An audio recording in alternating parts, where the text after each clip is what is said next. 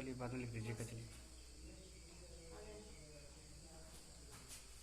Hello students, हम आज आप लोगों को इंग्लिश का टॉपिक पढ़ाएंगे। Use of should, ought to, may, might, lest and so that. एक टॉपिक और है यहाँ पे, मस्ट। इनका यूज जनरली ट्रांसलेशन में किया जाता है।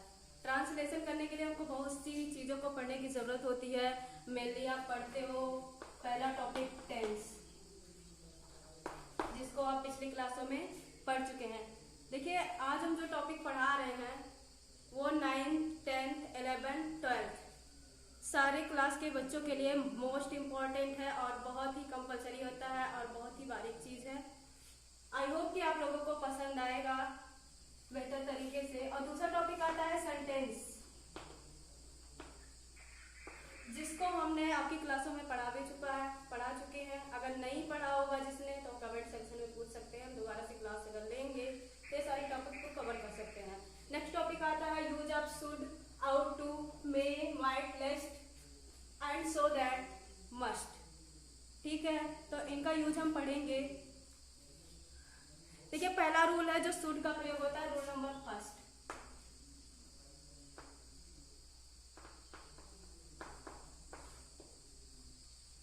रूल नंबर फर्स्ट है, शुड का जो प्रयोग है किसी उचित बात, शिक्षा, चेतावनी को प्रकट करने के लिए किया जाता है। शुड का प्रयोग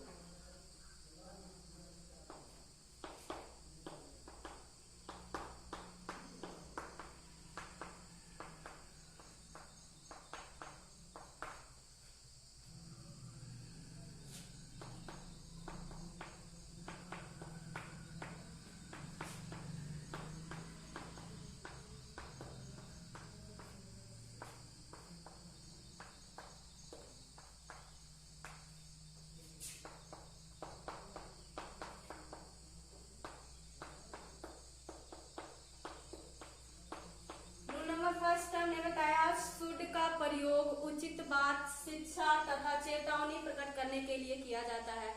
एग्जाम्पल के तौर पे हम देख सकते हैं, जैसे पहला एग्जाम्पल है, एग्जाम्पल हम दे रहे हैं आपको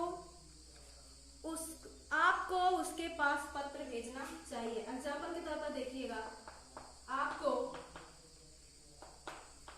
उसके पास पत्र भेजना चाहिए। देखिए, इस सेंटेंस में एक उचित बात निकल के आ रही है कि आपको उसके पास पत्र भेजना चाहिए। तो यहाँ पे शुड का प्रयोग करेंगे। अगर ट्रांसलेशन करते तो इसका you should send,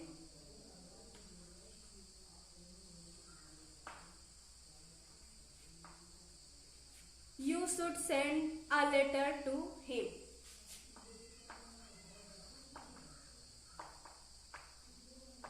You should send a letter to him. अब हम ऐसे प्रकार से दूसरा एग्जाम्पल देख सकते हैं शुड के प्रयोग का।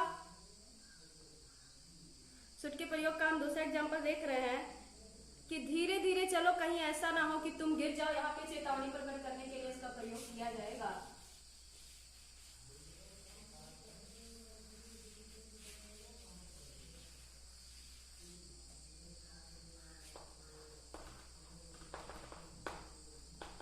धीरे धीरे चलो, कहीं ऐसा ना हो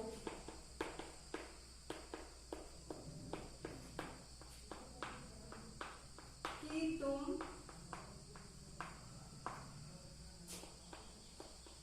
गिर जाओ। चलिए देखते हैं, इस वाक्य में चेतावनी प्रकट की जा रही है ना स्टूडेंट्स। धीरे धीरे चलो, कहीं ऐसा ना हो कि तुम गिर जाओ।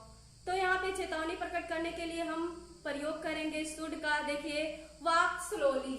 अब यहाँ पे एक प्रयोग और आ जाएगा जो हमने लिखा यहाँ पे, लेस्ट। Walk slowly, लेस्ट। लेस्ट लगा दिया हमने बीच में।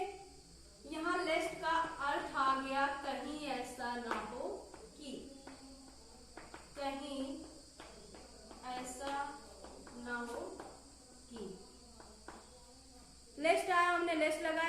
भी प्रयोग आप इसी में देख लेंगे।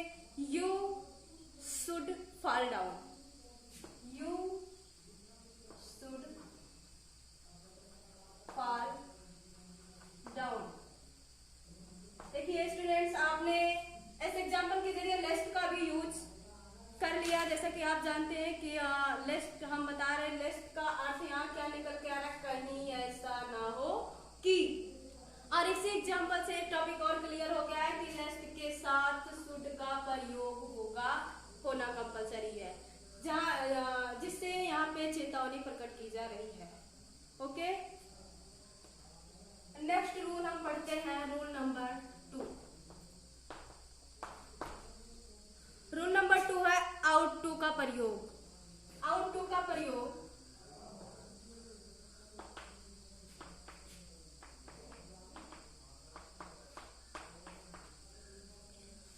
प्रयोग धार्मिक या नैतिक कर्तव्यों तथा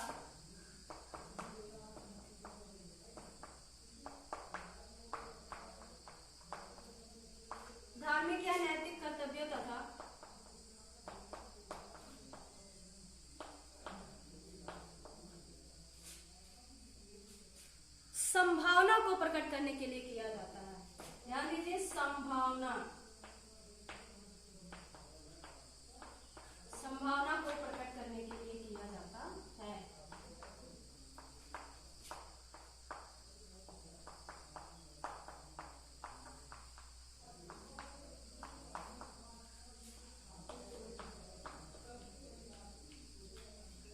और एक चीज कंपलसरी है कि आउट के साथ हमेशा टू का प्रयोग होगा। It is compulsory. Okay, ought to का प्रयोग धार्मिक या नैतिक कर्तव्यों तथा संभावना को प्रकट करने के लिए किया जाता है। हम इसका एग्जाम्पल देख लेते हैं, एग्जाम्पल समझ लेते हैं रूल नंबर 2 का।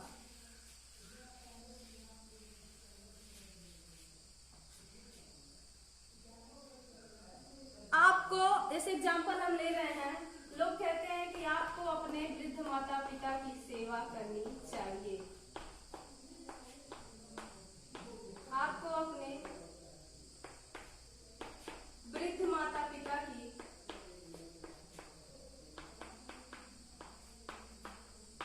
सेवा करनी चाहिए।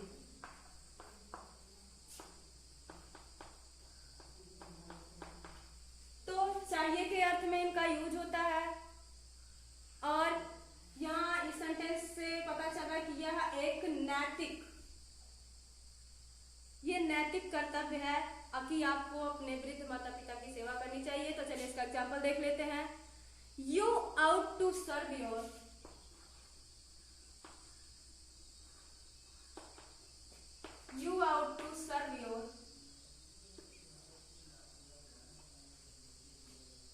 Old parents.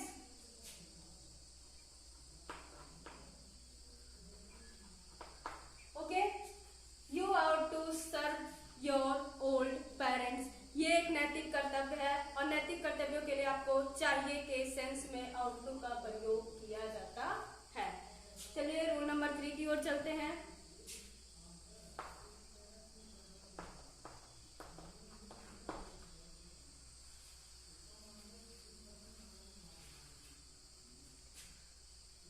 Rule number 3 must. Must का प्रयोग चाहिए के अर्थ में होता है, लेकिन ऐसी जगह पे होता है जहां पे कार्य का होना अनिवार्य हो, अनिवार्यता को प्रकट करने के लिए। मस्ट का प्रयोग कर्तव्य, शारीरिक अनिवार्यता,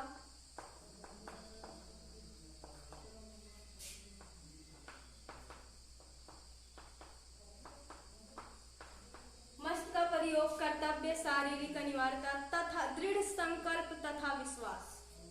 दृढ़ संकल्प तथा विश्वास प्रकट करने के लिए किया जाता है।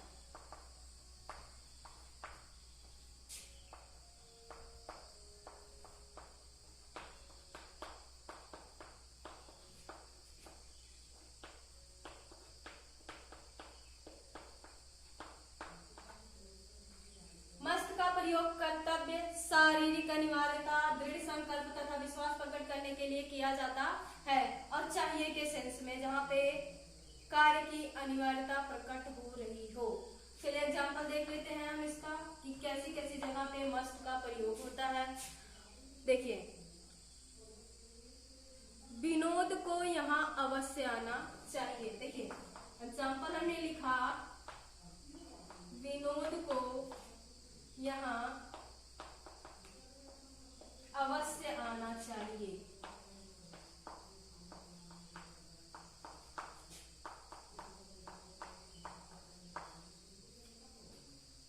यहाँ पे कार्य की अनिवार्यता दिख रही है, लगा है अवश्य आना चाहिए। अवश्य आना चाहिए में कार्य की अनिवार्यता है कि आना कंपलसरी है। तो यहाँ पे हम प्रयोग करेंगे किसका? मस्ट का प्रयोग करेंगे। देख लेते हैं, Vinod must come here. Vinod must come here. Okay, understand. Next rule है, हमने लेस्ट का प्रयोग बता दिया है कि लेस्ट का जो एग्जाम्पल नंबर 2 हमने पढ़ा था, एग्जाम्पल नंबर 2 में लेस्ट लगाया हुआ था। उस लेस्ट का मतलब था कि कहीं ऐसा न हो कि। आगे चेतावनी देने के लिए हमने शुड का प्रयोग किया था। चलिए एक बार और उस टॉपिक को कवर कर लेते हैं, रूल नंबर 4 के सेंस में।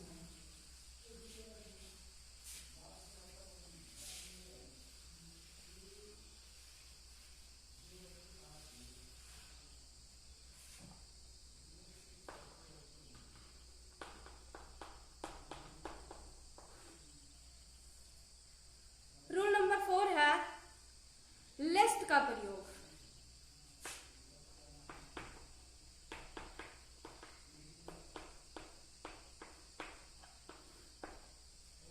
इसमें सबसे मोस्ट इंपोर्टेंट टॉपिक है कि लेस्ट के साथ शुड का प्रयोग कंपलसरी है। मतलब लेस्ट के साथ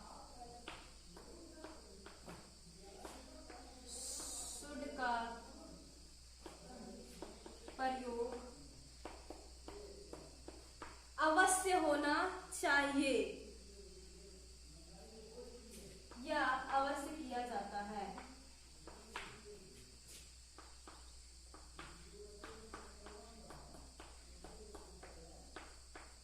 इसका अर्थ होता है कहीं ऐसा ना हो कि, कहीं ऐसा ना हो कि।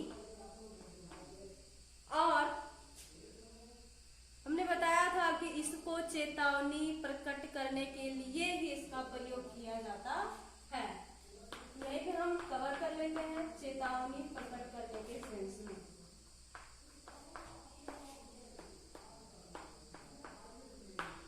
चेतावनी प्रकट करने के सेंस। एग्जाम्पल देख लेते हैं इसका हम।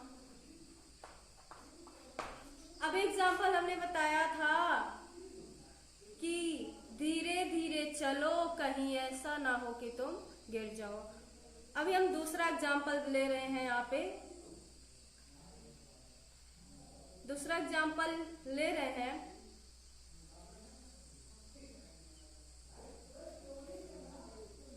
उसने अपने पिता को पत्र लिखा, कहीं ऐसा ना हो कि वह आगरा चले जाए। उसने अपने पिता को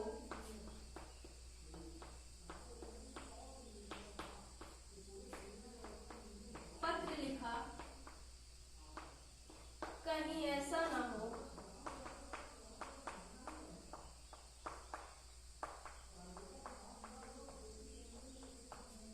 कहीं ऐसा ना हो कि वो आगरा चले जाए।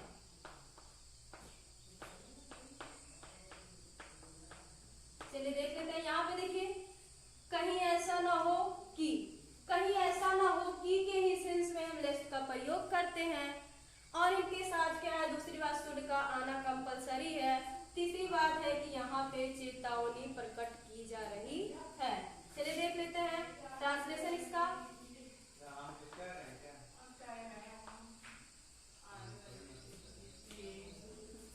He wrote a letter to his father lest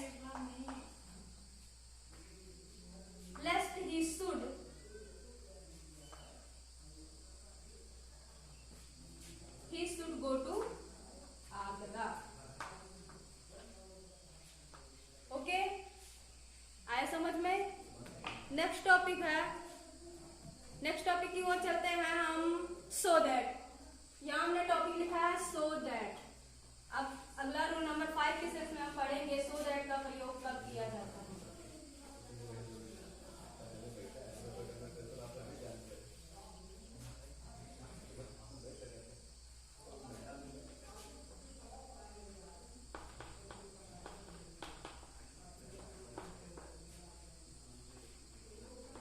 use of so that. So that का प्रयोग हमेशा अभिप्राय प्रकट करने के लिए किया जाता है। अभिप्राय, सेंस।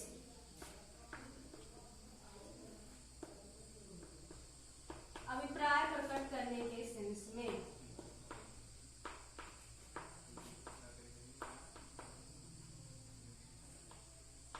तथा इसके साथ, सो दैट के साथ संभावना प्रकट होती है। इसके लिए प्रेजेंट फॉर्म में मे का प्रयोग तथा पास्ट फॉर्म में माइट का प्रयोग किया जाता है। प्रेजेंट टेंस में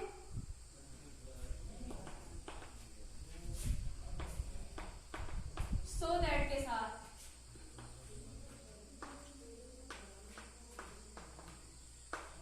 मे तथा पास्ट टेंस में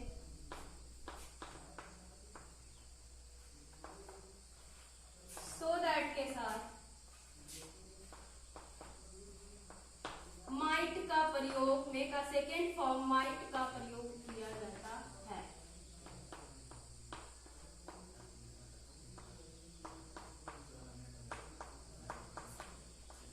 रूल नंबर 5 क्या कहता है? Use of so that. आप जानते हैं, हमने बताया आपको कि यूज ऑफ सो दैट का प्रयोग अभिप्राय प्रकट करने के सेंस में किया जाता है।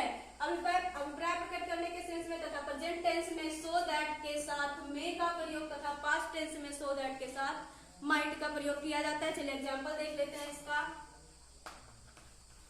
एग्जांपल समझ लेते हैं।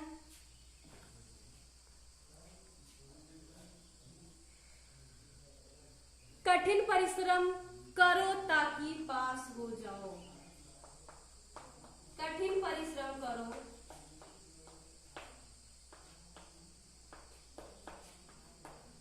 ताकि पास हो जाओ।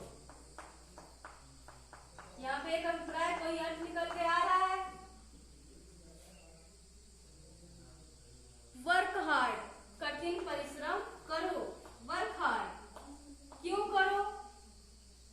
वर्क हार्ड सो दैट, ताकि, सो दैट का अर्थ आ रहा है ताकि, ताकि यू में सक्सीड। यू में सक्सीड, पास हो जाओ, प्रेजेंट फॉर्म है तो यू में सक्सीड। ओके, एक एग्जांपल और हम देख लेते हैं इसका पास्ट टेंस के सेंस में।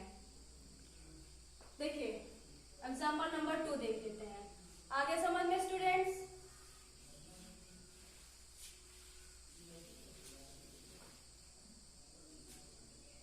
पहला एग्जांपल हमने पढ़ा था, हमने बताया कि सो दैट के साथ प्रेजेंट फॉर्म में मे का प्रयोग होता है, तो हमने प्रेजेंट फॉर्म का एग्जांपल लिया।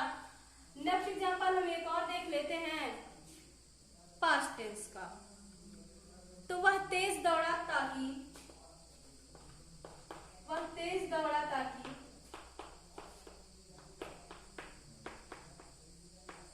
रेलगाड़ी को पकड़ सके।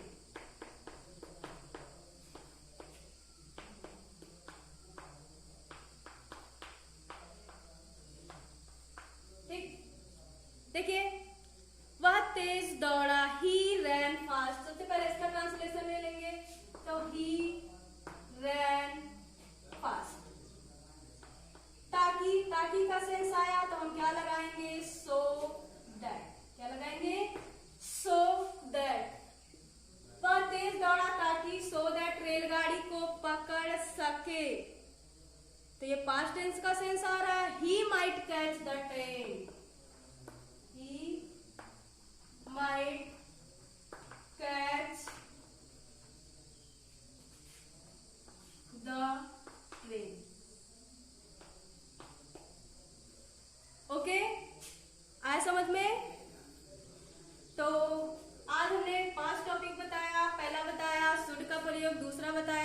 का प्रयोग, फिर मस्ट का प्रयोग, मे, might, lest and so that का प्रयोग। आई होप कि आप लोगों को समझ आया होगा। अगर कोई भी प्रॉब्लम होगी तो आप कमेंट सेक्शन में अपनी प्रॉब्लम बता सकते हैं, तथा अगर अच्छा लगे, पसंद आए तो एग्जाम लक्ष्य चैनल को सब्सक्राइब करिए, लाइक करिए और शेयर करिए। धन्यवाद, थैंक यू।